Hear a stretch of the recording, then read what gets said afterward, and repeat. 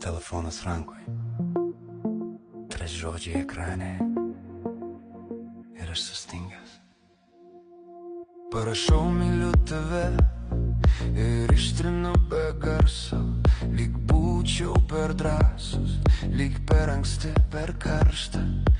Pirštai virš raidžių, širdis spaudžia siųsti, bet protas sako palauk, nesugadink šitos pradžios. Mes dar tik mokomės kvėpuot kartu, dar trapu, dar tylu, bet tarp eilučių jau dega daugiau, nei leidžiam sau garsiai.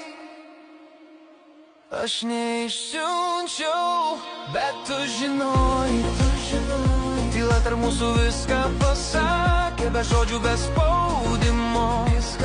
Tik jausmas gyvas, aš neišsiunčiau,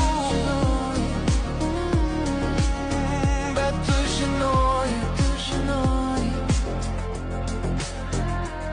Tu parašei paprastai, man gera su tavim, ir tie žodžiai man skambėjo garsiau nei myliu.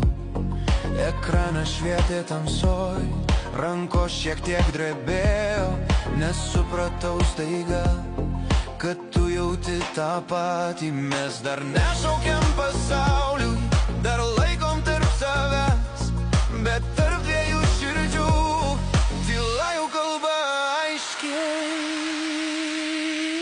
Aš neišsiunčiau, bet tu žinojai, tyla tarp mūsų viską pasakė, be pažadų, per ankstyvų, be teatrų, be scenų. Aš neišsiunčiau, bet tu žinojai. Gal meilė neprasideda nuo šūksnių, gal ji ateina tyliai, per mažas detalės, per žvilgsnį, kurio nieks nemato. Ir kai aš vėl parašiau, šį kart neištryniau, nesupratau, tu jau buvai čia.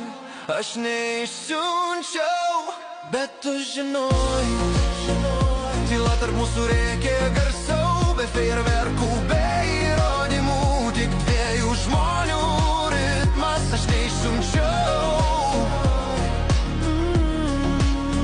bet tu žinojai.